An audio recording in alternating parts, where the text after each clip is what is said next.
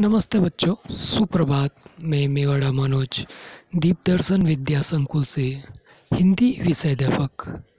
आज हम पढ़ेंगे हिंदी साहित्य कक्षा 6 पाठ 6 पार नज़र के।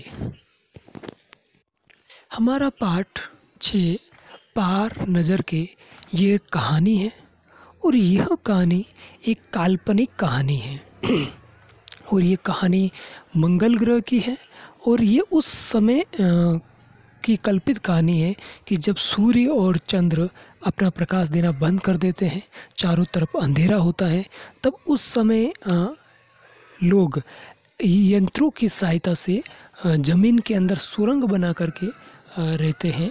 तो ऐसी एक कल्पित कहानी है। तो अब हम बढ़ते हैं हमारी कहानी की ओर। हमारी कहानी पार नज़र के, इस कहानी को लिखने वाले हैं जयंत विष्णु नार्लिकर, अर्थात हमारे पाठ के लेखक हैं जयंत विष्णु नार्लिकर। अब इनका हम जीवन परिचय, हम जब कहानी पढ़ेंगे तब इनका जीवन परिचय देखेंगे। अभी यहाँ पर हम फिलहाल इस पाठ के नए शब्द और शब्दार्थ देखेंगे ताकि इस पाठ को समझने में हमें सरलता बनी रहे। तो अब हम चलते हैं हमारे इस पाठ के नए शब्द और शब्दार्थों की ओर। तो सर्वप्रथम हम नए शब्द की ओर चलेंगे। तो अब हम चल रहे हैं हमारे पाठ के नए शब्दों की ओर और पहला शब्द है राय, दूसरा है यंत्र, तीसरा है दरख्वास्त, चौथा है संबोधित, पांचवा है क्रमांक और छठा है निरीक्षण। अगला शब्द है हमारा क्रमांक, छठा है निरीक्षण, सातवां है बरबस, आठवां है सतर्कता, नवा है अडिग और 10वां है अस्तित्व। 11वां हमारा नया शब्द है ऊर्जा, 12वां है यांत्रिक, 13वां है अवलोकन और 14वां है प्रबंधक समिति और 15वां है अज्ञात, 16वां है वक्तव्य और 17वां है लाजिमी। अब हम चलेंगे हमारे पाठ के शब्दार्थों की ओर। तो अब हम चलते हैं हमारे पाठ के शब्दार्थों की ओर। अब हम हमारे पाठ के शब्दार्थ पढ़ रहे हैं और पहला शब्द है राय अर्थात विचार, दूसरा है यंत्र अर्थात मशीन, अगला है दरख्वास्त अतः प्रार्थना करना या विनती करना, चौथा है संबोधित करना अतः पुकारना, किसी को बुलाना, पांचवा है क्रमांक अर्थात क्रम के अनुसार, एक सीक्वेंस या सीरियल के अनुसार या क्रम के अनुसार, अगला है निरीक्षण अर्थात जांच करना, जांच पड़ताल करना, अगला है बरबस अर्थात अचानक ही किसी का घट जाना, अचानक घटना का घटना, उसे हम बरबस कहते हैं। अगला शब्दार्थ है हमारे शब्दार्थों के अंदर 8वां शब्दार्थ है हमारा सतर्कता अर्थात सावधानी या सचेत, अगला है अडिग अर्थात अपने एक स्थान पर बने रहना, फिक्स रहना, उस जगह से हटना नहीं, हिलना नहीं, अगला है अस्तित्व यानी कि मौजूदगी, अगला है 11वां ऊर्जा अर्थात शक्ति, 12वां है यांत्रिक अर्थात यंत्र से, अगला है 13वां अवलोकन करना। अवलोकन करना का अर्थ होता है देखना या जांच करना या पुष्टि करना। अगला शब्द है हमारा 14 प्रबंधक समिति अर्थात प्रबंध करने वाली समिति, जिसका पूरा प्रबंध किया जाता है। वो एक जो समिति होती है जो किसी कार्य को लेकर के, किसी संस्था को लेकर के जो प्रबंधक कार्य करता है, प्रबंधन करता है, उस प्रबंध करने वाली समिति को हम प्रबंधक समिति कहेंगे। अगला है 15वां अज्ञात अर्थात जिसका पता ना हो, जिसकी जानकारी ना हो हमें, उसे हम अज्ञात कहते हैं।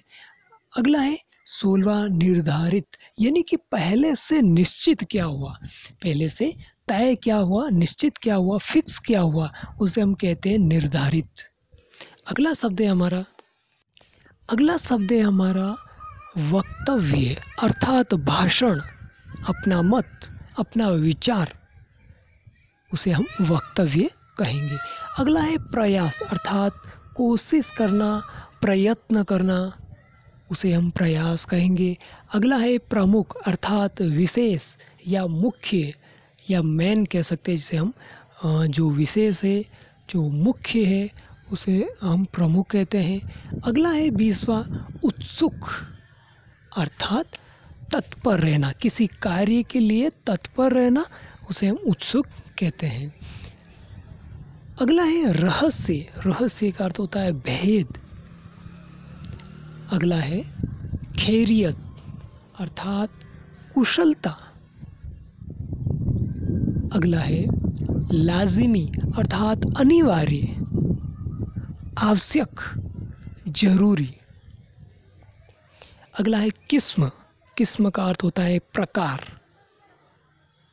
अगला है मुमकिन अर्थात संभव, जैसे कि हम कहते हैं कि ये कार्य संभव है या मुमकिन है। अगला प्रशिक्षण, इसे हम ट्रेनिंग कहते हैं। अगला है उष्णता अर्थात गर्मी, उष्मा। अगला हमारा नया शब्द है, अब हम चल रहे हैं हमारे पाठ पार नज़र के। अगला शब्द अक्षम अर्थात असमर्थ, यानी कि जिसमें समर्थता ना हो, असमर्थ। जैसे एग्जाम्पल दे कि इस कार्य को करने में हम असमर्थ हैं, अर्थात सामर्थ्यता नहीं है, तो उसे हम असमर्थ या अक्षम कहेंगे। अगला है 29वां वार्तालाप अर्थात बातचीत, वार्तालाप अर्थात बातचीत होना। और अगला है चुनिंदा अर्थात चुने हुए, यानी कि हमारे सामने बहुत सारे सब्जेक्ट हैं, टॉपिक्स हैं या विषय हैं, उनमें से कोई एक विषय हमें चूज करना है या चुनना है, तो उसे हम चुनिंदा कहते हैं। कि ये हमने इतने विषय चुन लिए हैं, हमने इकट्ठा कर लिए हैं, चुन लिए हैं कि ये हमें इस टॉपिक पर, इस विषय पर हमें काम करना है, तो जो हमने चुने हैं उसे हम चुनिंदा कहेंगे। अगला है संदेहास्पद अर्थात संदेह वाली, जिस पर हमें संदेह हो, आशंका हो, उसे हम संदेहास्पद कहेंगे। अगला है स्थिति अर्थात दशा। अगला है दर्शाना अर्थात प्रकट करना हमारे सामने। अगला है 34वां गतिविधियाँ अर्थात क्रियाकलाप, जिसे हम अंग्रेजी में एक्टिविटी कहते हैं, वह हमारा शब्द है गतिविधियाँ या क्रियाकलाप। तो अब ये जो शब्द है 34, 34, ये हमारे इस पाठ के शब्दार्थ हो चुके हैं। और मैं उम्मीद करता हूँ कि आप ये सब शब्दार्थ को अच्छे से सुना और समझा होगा। और अब इन शब्दों को आपको अपनी गृह कार्य की कॉपी में नए शब्दों को 3 टाइम्स अर्थात 3 बार लिखना है, और शब्दार्थ को 1 टाइम्स अर्थात 1 बार अपने को अपनी गृह कार्य की कॉपी में सुंदर और सुनहरे अक्षरों में अच्छी लेखनी में आपको लिखना है।